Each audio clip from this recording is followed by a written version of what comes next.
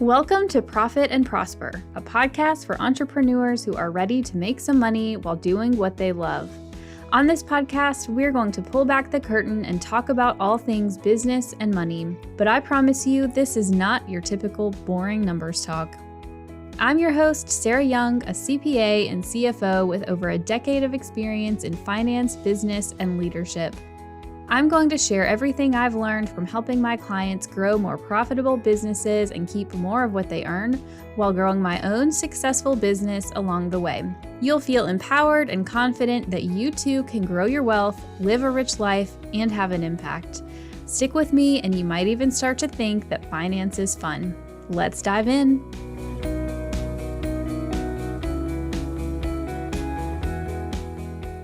Well, hello. Welcome back. This is episode 72 of the Profit and Prosper podcast. And this week, we are going to continue our guest interview series. This is interview number 2 of 3 that y'all will have coming out.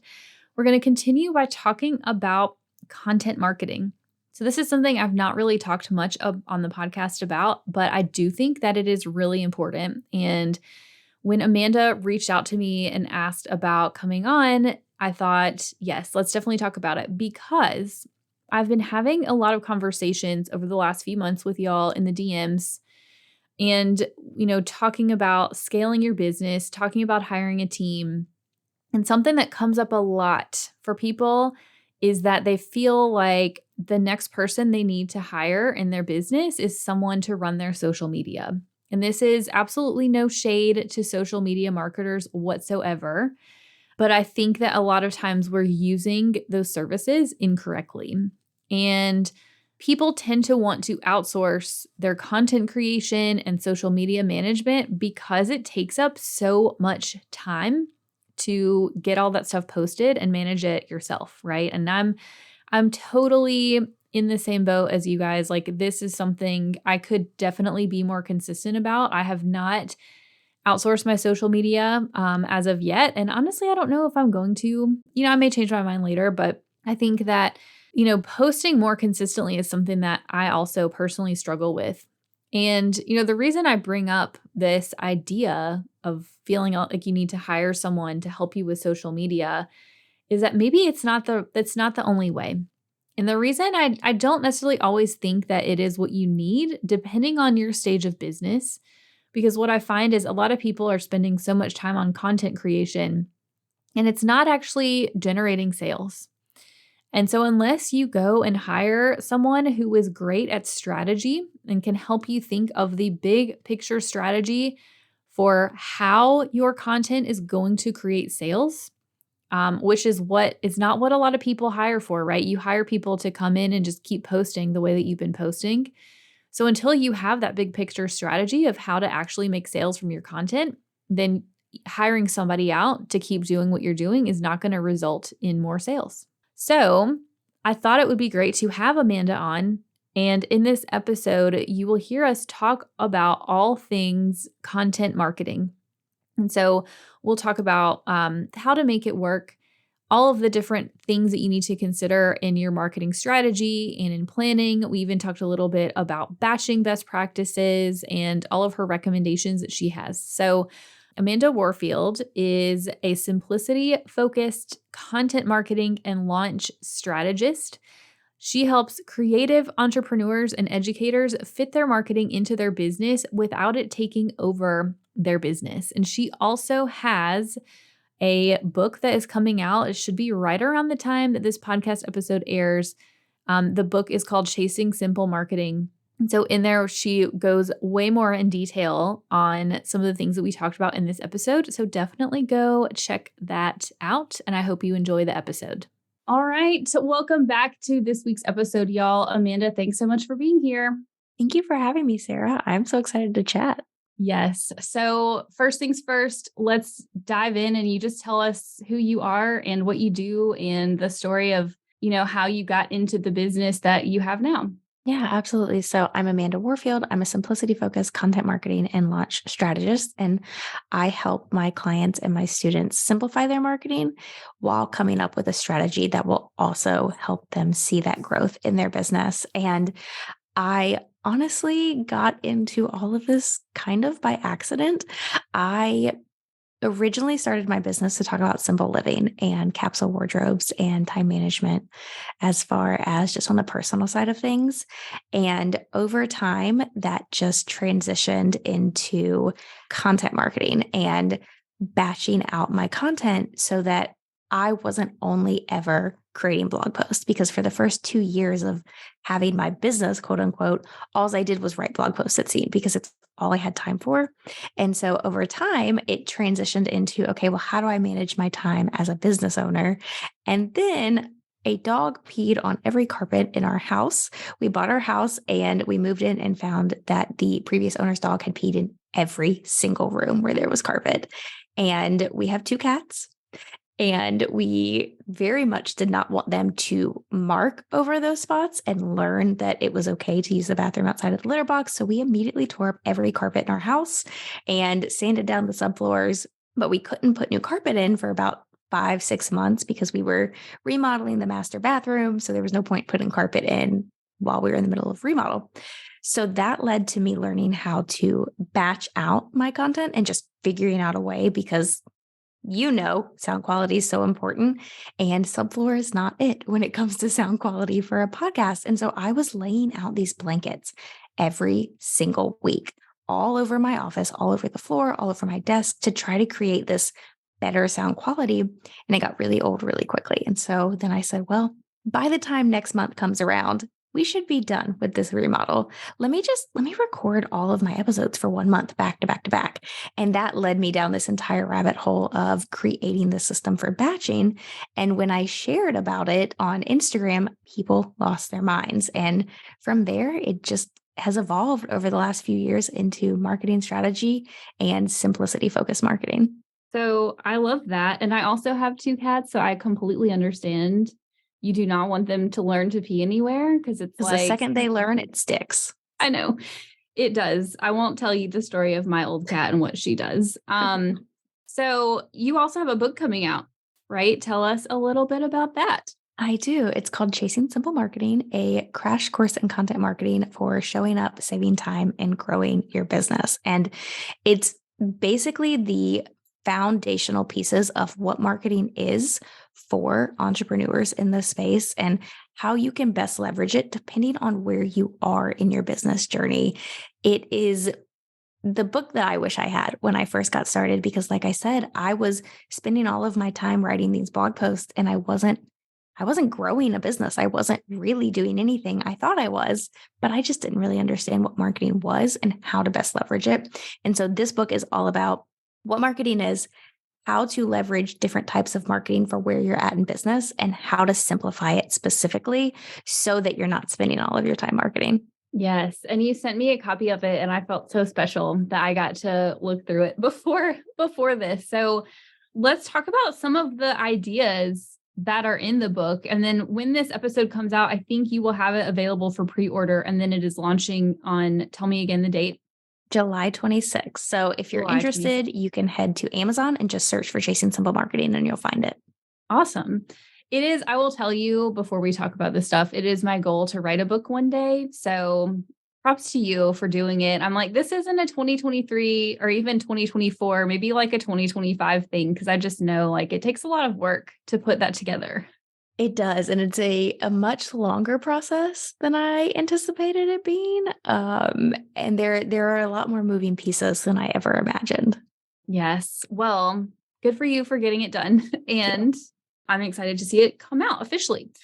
So let's talk about, I read through it and I made some highlights. I want to talk about some of the things that stood out to me that I feel like people want to know. And so, as you probably know, most of our listeners are women business owners in various stages of growth. Some are brand new, some are side hustling, some are more established, have been around trying to grow their business. My main thing as a, money person is I want people to be able to like pay themselves 6 figures, to be able to like save and invest more money. And I think that having the right balance in your marketing plan is so important, because what I hear people say all the time, especially when you're solopreneuring, they spend so much time on Instagram posting because they think that they need to be doing that.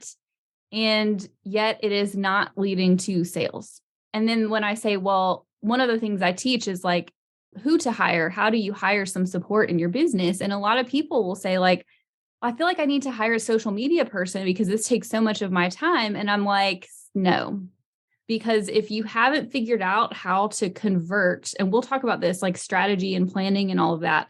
Like if you haven't figured out how to convert clients from your content, hiring somebody just to keep doing more of what you're doing is not magically going to result in people buying from you, right? It's not necessarily like the quantity, which I know these like Instagram gurus preach. So I wanted to talk, I feel like specifically talk to that person as we like answer these questions, because it's such a big time suck. And like to build a business that you can sustain, we have to be smart about how we use our time, which I know you know.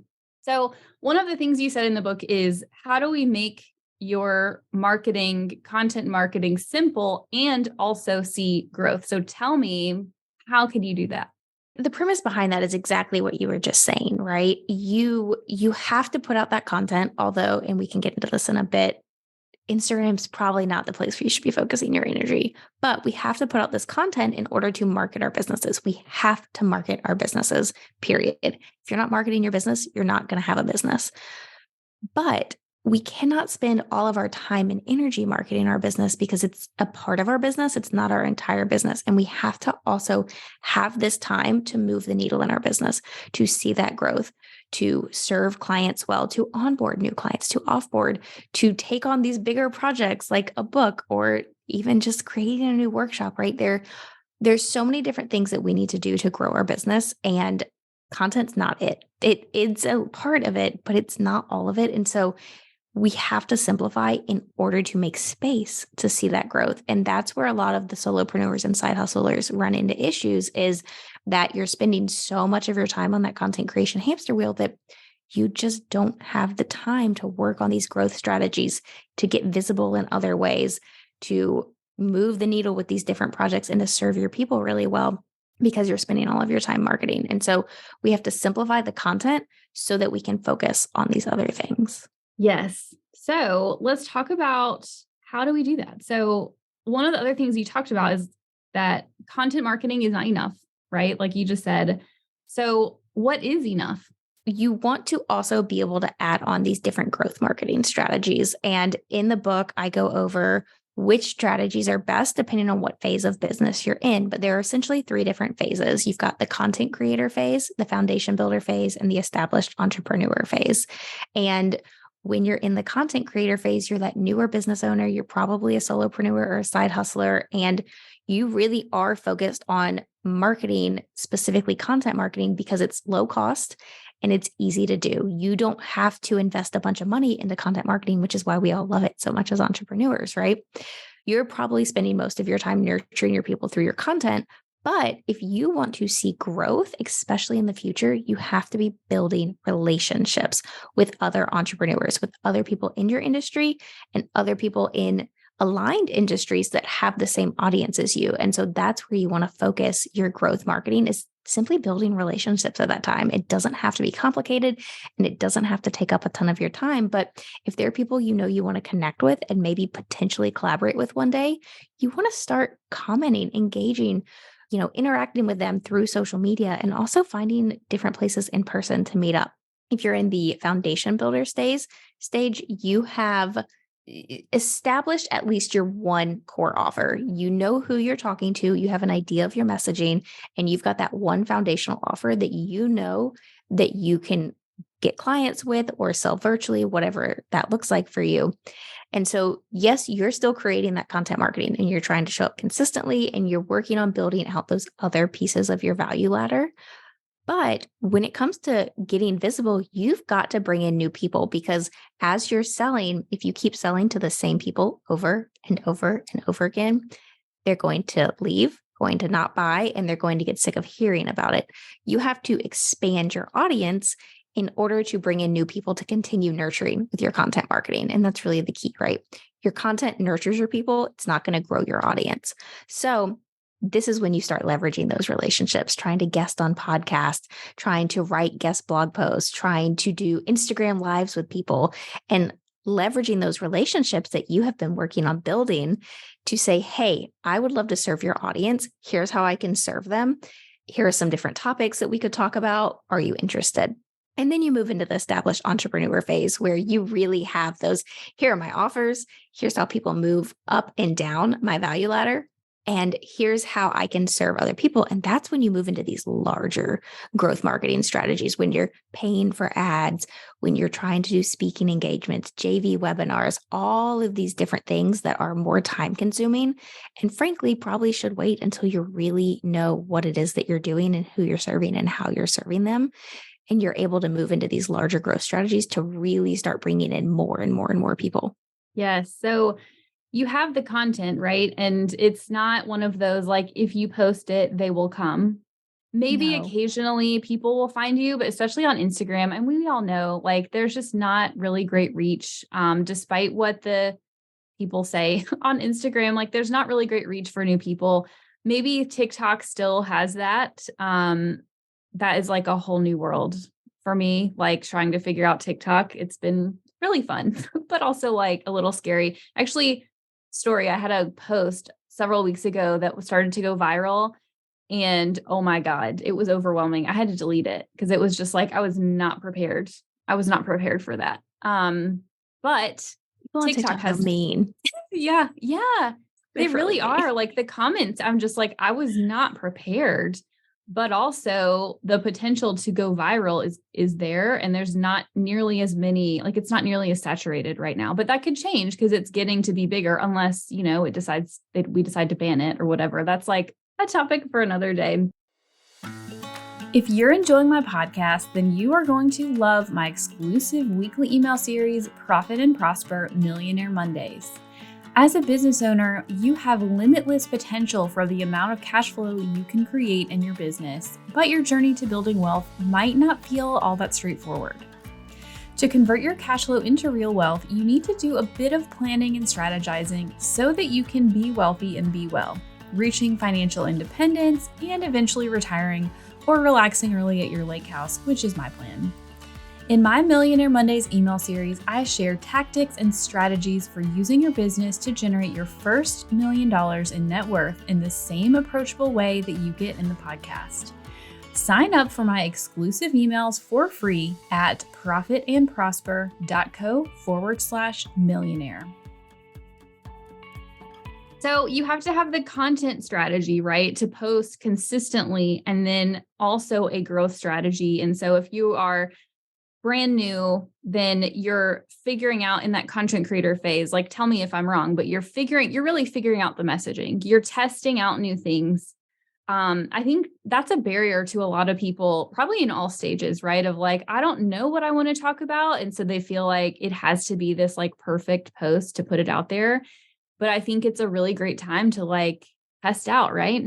Yeah. And that's exactly what I talk about in the book is that content creator phase is the time to experiment. And a lot of times when we're starting out, we think, oh, well, if I want to appear professional, I have to have these perfect posts and I have to seem like I know what I'm doing. And so we try so hard to make everything seem just right, when in reality, that is the very, very best time to really experiment with what you're doing. But so often when we're solopreneurs or side hustlers and we're just starting out, we're thinking, oh, experimenting is for the established people. One day I'll be able, like, no, right now is the best time to experiment, to throw spaghetti at the wall and to figure out who you're talking to and how you can help them. Because we all typically come into this entrepreneurial space with a whole lot of gifts that we have no idea how to connect them. And we always see people who are like, well, I'm multi-passionate. I'm not going to niche down. I'm a multi-passionate entrepreneur. And it's like every single one of us, you're not an entrepreneur unless you're multi-passionate, because why would anyone decide it was a good idea to wear all the hats we have to if you're not multi-passionate, right?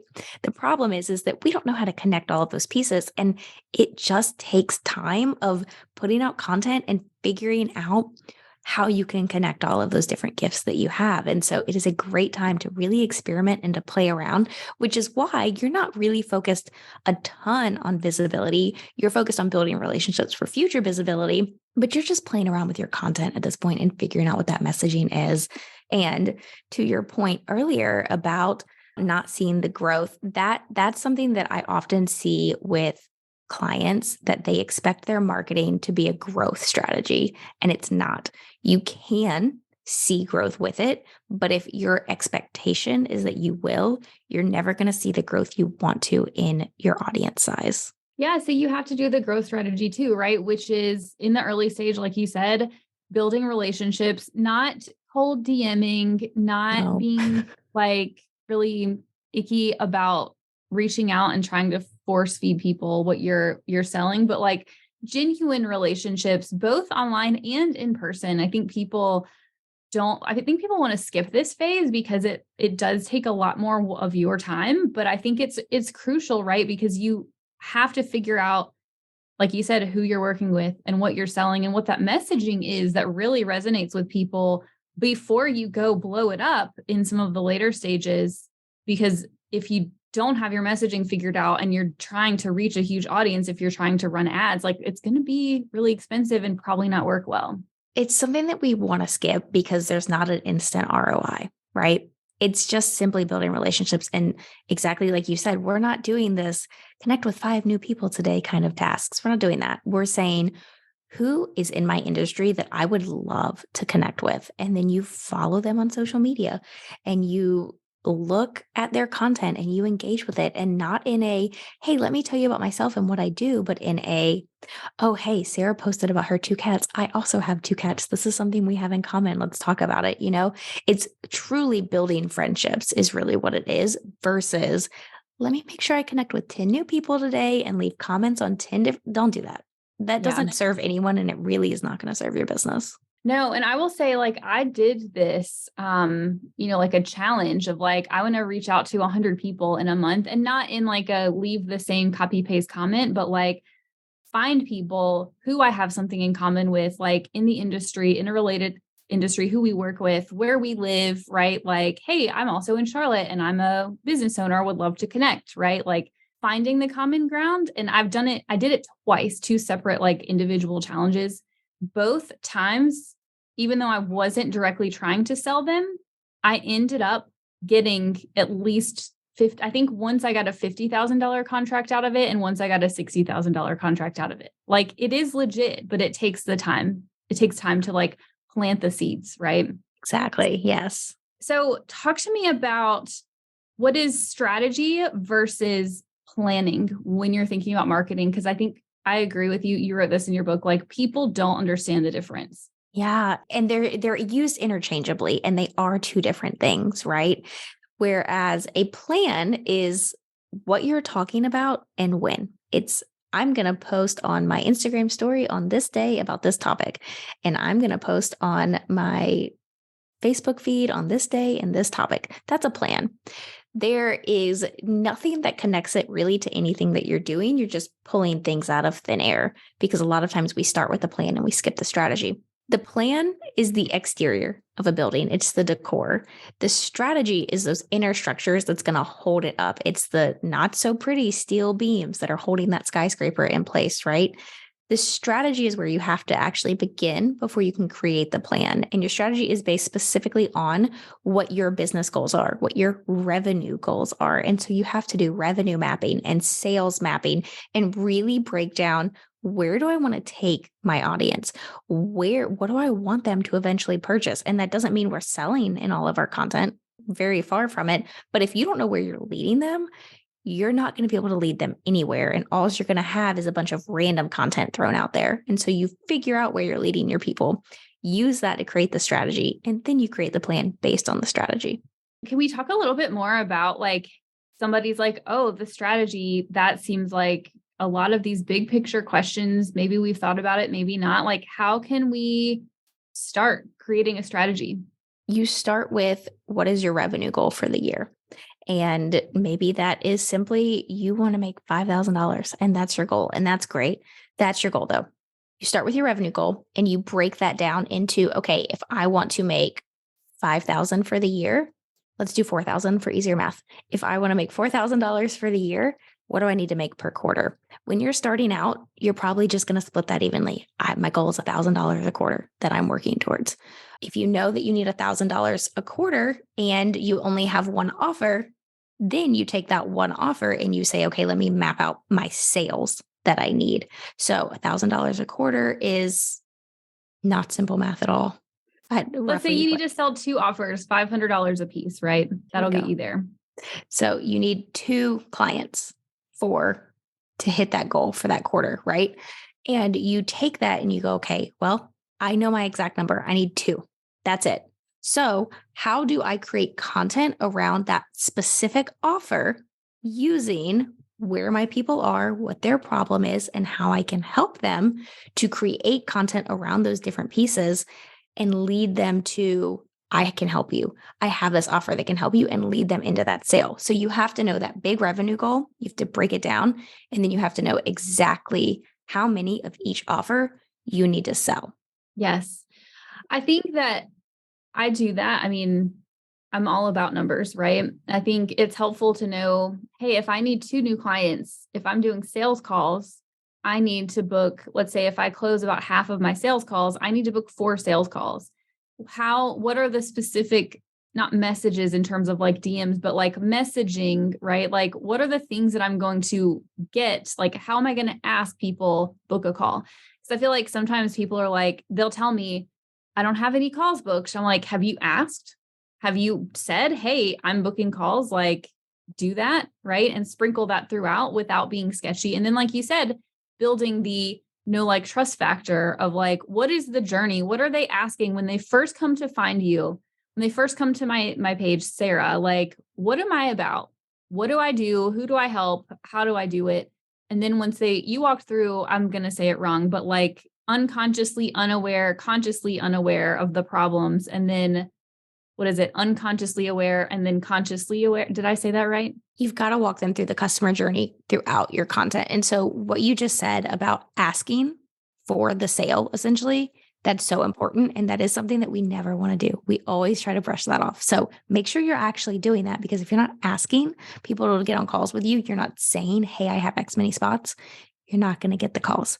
But on top of that, you have to walk people through the customer journey. And within your content, this doesn't always mean that you're doing it step by step by step by step, but you're sprinkling these different types of messages throughout. So you have problem unaware, problem aware, solution aware, offer aware, client or customer. So when they're problem unaware, they don't know what it is that they really are struggling with. For example, maybe they think that, oh, well, I just don't have time. I need to hire a social media manager because I don't have time to do all of this content. When in reality, the actual problem they have is that they're not being strategic with their content. They think they're the problem, that they're the holdup, but they're not being strategic is the true problem. So they're in this phase of problem unaware. You have to let them know, hey, social media manager's not actually going to help you because of XYZ. And you have to talk to the problem they have. Hey, are you looking for a social media manager? This is why you might be looking for it, yada, yada. Do you think it's going to help? Talk to that problem. But then you have to transition it to, okay, I know you think that a social media manager is going to help, but actually, this is your problem and they're not going to be able to help you. Then they're problem aware. Once they're problem aware, you have to bring them to solution aware. So, okay, now you know that your actual problem is you're not being strategic. How do you get strategic? And so you put content out around that. Then they're solution aware. And at this point, they're probably feeling, oh, at first, I was really excited because I figured out what my true problem was. And now I'm feeling despair because I have to do the work. And that's where you come in and say, you want to do this? I can help you with these 5 easy steps or with XYZ that I offer. And here's how you can get into it. And so then you're making them offer aware. And from there, you close the sale. You ask for, hey, let's get on a call. Let's go check out the sales page. Do whatever it is that you're trying to sell and how your mechanism for selling. And then you use your sales mechanisms, which is different from marketing, to close the sale and to get people into that client or customer role. Yeah. I want to throw in one little tip. So I do a lot of DM conversations on my Instagram because I am an established entrepreneur. I have ad strategies, like it's about DMs, right? Some people listening probably found me by doing that. And what I love about it is that it enables me to start these conversations with people. So, the ads are doing the work of finding the people and if they're a good fit, like if they're resonating with the problem and the solution that I talk about in the mini course or whatever they found me from, like then we start this conversation. And something that I have to practice still, even though, I mean, I've been in business 4.5 years, like I've made a lot of sales, right? I still have to practice the skill of converting them over. And so something that I find really helpful is like, if you do these conversations and your content is creating conversations with people, whether it's in comments or you're reaching out and getting into DMs, I'll ask people like, hey, you commented on this post that I did about not being able to pay yourself. Like, are you feeling that right now? Why are you feeling that? And I try to cap it at like just a few probing questions to really like see like what is the problem they're having. It also sneakily is a great way to get my messaging because I can use their exact words that are not my words. And then I say, well, hey, I have to limit the number of like the conversation that I can have, not because I don't want to help. I just like only have so many hours in the day to spend in DMs. And so I'll say like, hey, well, this is exactly what I help people solve.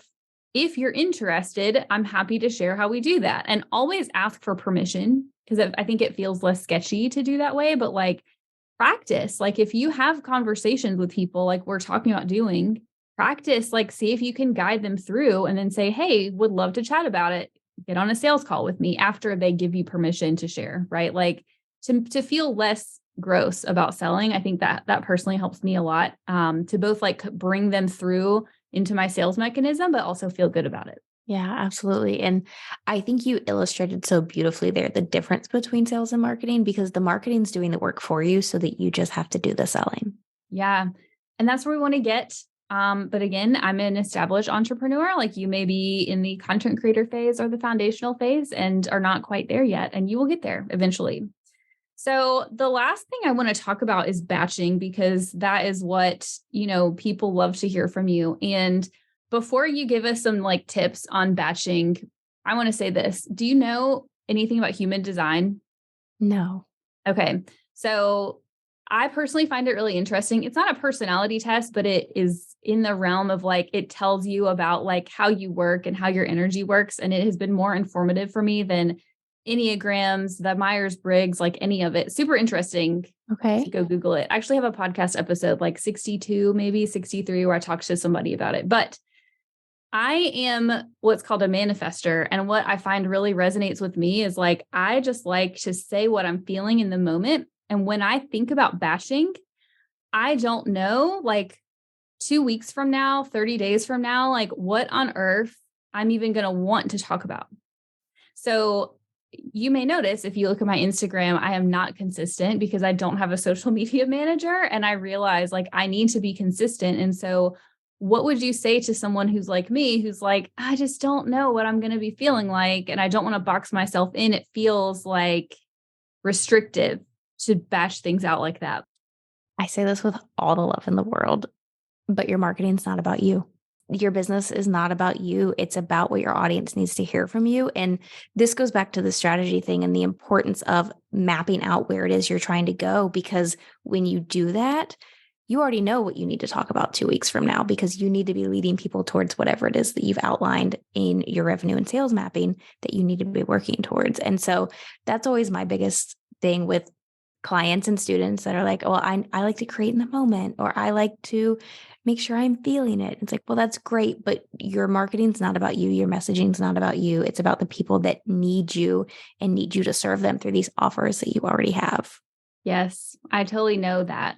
I know that. It's just like, it's hard, right? So tell me about, to batch ahead. I do this with my Well, I don't always do it. When I'm on top of my game, I batch out podcasts. So I like to be at least like a month out. I feel much more secure in my life when my podcast is batched out, and I just don't do it for Instagram yet. So talk to me about like, how can we start batching? The biggest thing that tends to be a roadblock for people with batching is that they've tried it in the past and it didn't work. And it didn't work because they weren't actually batching. A lot of times when we think batching, we think, okay, I'm going to sit down and I'm going to write 4 blog posts today. I'm going to write all my blog posts for the next month, right? And we sit there and we outline the first blog post, and then we write the first blog post, and then we edit the first blog post, and then we schedule it. And it's been 3 hours and we go, how am I supposed to do 3 more of these today? There's not time. I'm exhausted from doing all of that work already. And I just don't want to write anymore. And so we stop. That's not batching. That's just sitting down and creating a lot of content all at one time.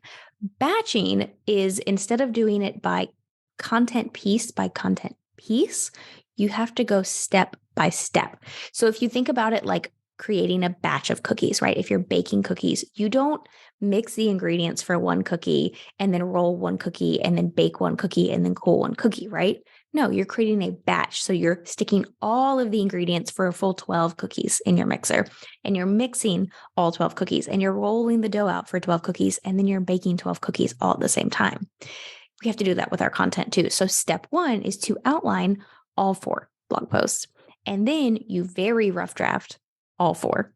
And then you edit all 4, and then you schedule all 4, and you don't try to do all 4 in one day. You break it out through a week or a week's worth of work, because we all work different hours, right?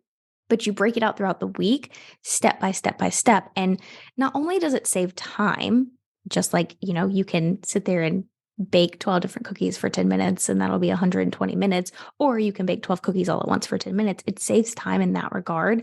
But when you get into the psychology of how your brain works, we don't like task switching. We think we do. We think we can multitask, and we think that it's no problem to go from thing to thing to thing. But in actuality, our brains work best if we are doing one thing over and over and over again, and if we're task batching. So if you sit there and you outline all of your content at once, you're doing one type of task over and over and over again, you're going to get into a rhythm, and it's going to be a lot faster. Versus if you're going from outlining to writing to editing to scheduling, that's using different parts of your brain for each of those steps. And so if you're trying to go from task to task to task to task and then starting over again at the top, it's going to take you ages to get through all of that. But if you can say, I'm writing really crappy rough drafts right now, you can knock those things out in 2 hours, honestly, or less, for 4 blog posts, and get them out and get them done. And then you set them aside until the next day, and you go in and edit with a fresh brain, and you're able to say, okay, well, I'm going to edit all of these. I'm going to do this one similar task all day long, and I'm going to get it done and move on to the next thing.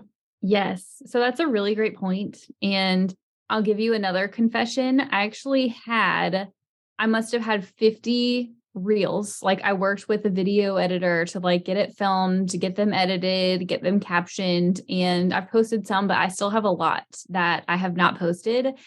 And the reason I've not posted them is because it's overwhelming to me on a day-to-day basis to have to write the caption and recreate the cover and do all of that. And so I'm like, okay, maybe this could be Sarah's foray into batching for Instagram and TikTok is okay, I'm going to take an hour and just write captions. Maybe take some and pick the posts would be my, tell me if I'm missing a step, right? But pick the ones that I want to post in the next week or two, then separately write the captions for all of them, then create covers to go on all of them, and then actually get them posted. Did I miss a step? I don't think so. No, that would be all of them. My only caveat there would be, you're going to get the most bang for your buck with batching if you're batching a month's worth at one time. Because you think about, oh, well, my kid got sick, or I just don't feel like it today, or whatever it may be. When you're batching, you're setting aside a week, and all you're doing is creating content for that week, especially for those that are solopreneurs and side hustlers that don't have team members, right? You're setting aside that week, but then you're gaining 3 weeks each month where you don't have to create content. You don't have to think about it. It's going out for you. So you can be behind the scenes, head down, working on moving the needle and growing your business and building relationships and doing all those other things we need to do for our business, and not worrying about content because it's going out for you. Versus if you're doing it every single Monday, you're like, okay, Monday's my content day. What happens when you miss a Monday? Well, now you don't have content for this coming week. You feel behind, and you have to decide, do I work on marketing, or do I work on all these other plans that I had? Do I serve my clients well, or do I work on marketing? And that leads to this whole feast and famine cycle that we would all really love to avoid if we could. That's a really good point. How many posts should, and I'm using air quotes, should we have in a month on any social media platform of your choice? However many you can create within that week's worth of work. So if you work 5 hours a week as a side hustler, you've got 5 hours to create a month's worth of content, period, point blank. That's it. And this is one of the ways that you can simplify your content and that I really recommend is that you put out less content than you think you need to. Show up in less places and show up less often. You don't have to show up all the time in order to be consistent. Consistency and constancy are not the same thing. And so if you're only putting out one really great podcast episode a month, that's way better than putting out a few sporadically that are throughout the month. Yes. Okay. So y'all listening, by the time this comes out, it'll be probably mid to late July. Go look at my TikTok and my Instagram. And if I've been posting consistently, then I successfully executed on batching. We'll put this out for some accountability. And if I didn't, if I'm not posting consistently, feel free to send me a DM and say, Sarah, you said in the podcast episode with Amanda that you were going to start batching and you didn't. What happened? Feel free.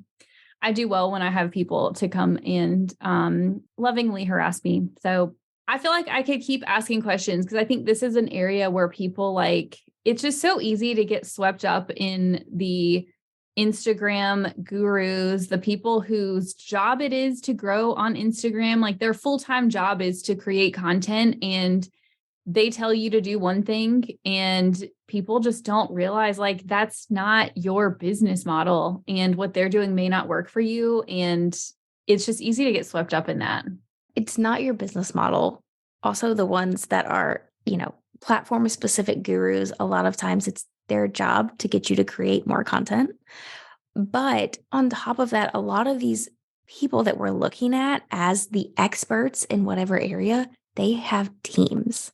They have massive teams. And so they're not creating the majority of their content. They may create the base of it. If it's a podcast episode, they record the rough it and then they say, okay, you edit it, you create graphics, you schedule, you get show notes. Like they're outsourcing all of these different aspects of it, which means they can create significantly more content in the same amount of time than you can. And so when you are doing it all yourself or even most of it yourself, it does take time. And so you have to be cognizant of that of, okay, well, they're saying this is best practices. And sure, the more content you put out, the more likely you are to be visible, right? But we have to find that balance of, I can't only put out content. I have to also grow my business.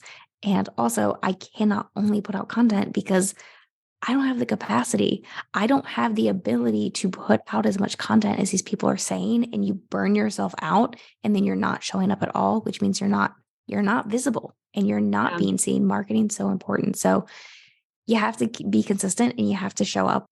But that doesn't mean you have to show up to best practices. You can still have a really successful business without showing up to best practices. Sorry, that's a whole soapbox, but it is. No, but it's so true. And if you burn out on spending all the time to do, 5 posts a day or whatever, like you're also not taking the time to do the other things that actually move your business forward and help you make money.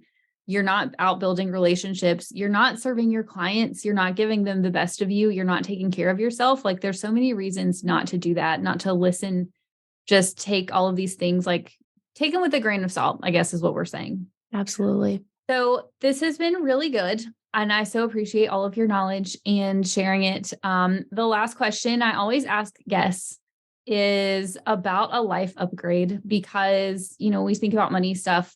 I want you to be responsible with money stuff, but let's also talk about what your business has allowed you to do to upgrade your life outside of just the responsible, I put money into my IRA or whatever. So what is a life upgrade that your business has afforded you? It's the flexibility and the time freedom, 100%. When I first started my business, I was teaching. And for any of you that are teachers out there, you know that you get time off, but you get time off when you're told you get time off. And outside of that, it's really hard to take vacation days. Well, my husband was in the Navy at that time, and the Navy told you when you got time off and you didn't get much of it. And we kept running into these issues where my husband would have time off, but I wouldn't, and I couldn't take time off. So we were just missing each other, or I would have time off, but he couldn't take time off.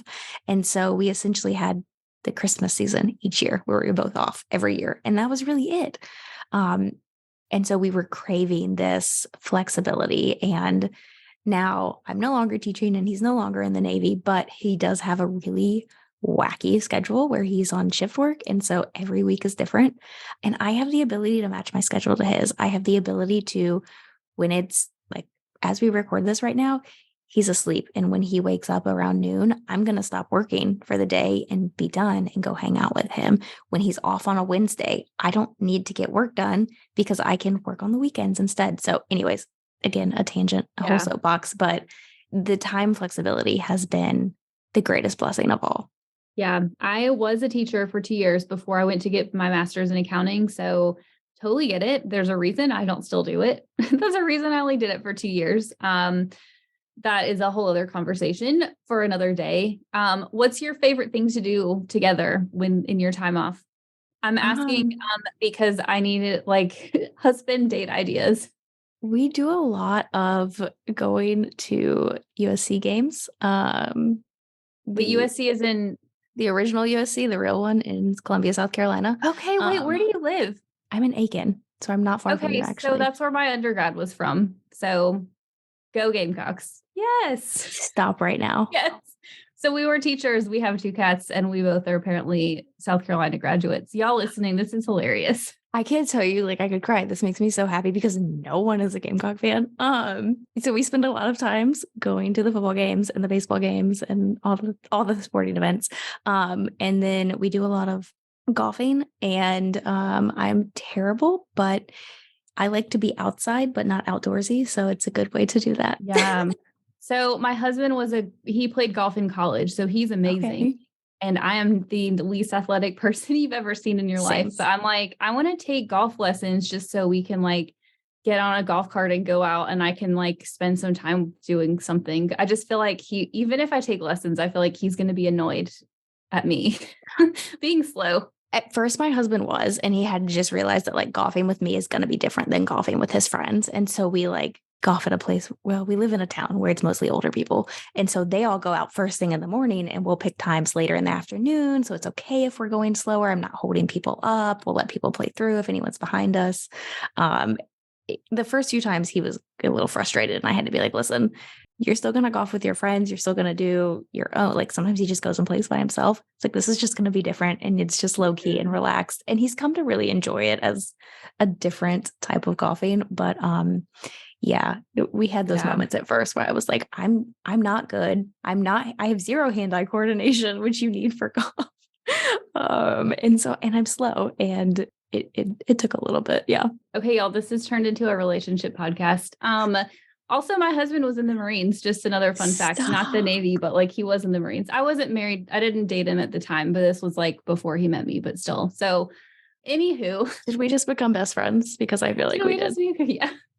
That's hilarious. Okay, y'all, let me get myself like refocused. So no, honestly, like this was super helpful. Just all the stuff, like I said, is something I see people spending time on that they don't necessarily need to, not in a smart way. Like let's spend our time smarter. Let's be smart about the strategy that we have and how that, allows us to show up. But at the same time, like, don't be perfect. Like, don't wait until you have the perfect strategy, the perfect messaging just to start putting stuff out there. Cause I think by putting stuff out there, it will help you develop the strategy. So what we do is just like, think of what is your overall marketing strategy? How are you going to bring clients in? Test some hypotheses, right? Like, I think this will work. Let me test it out for a month and see what happens and then evaluate. So this has been super helpful. Tell everybody where they can find you and your book.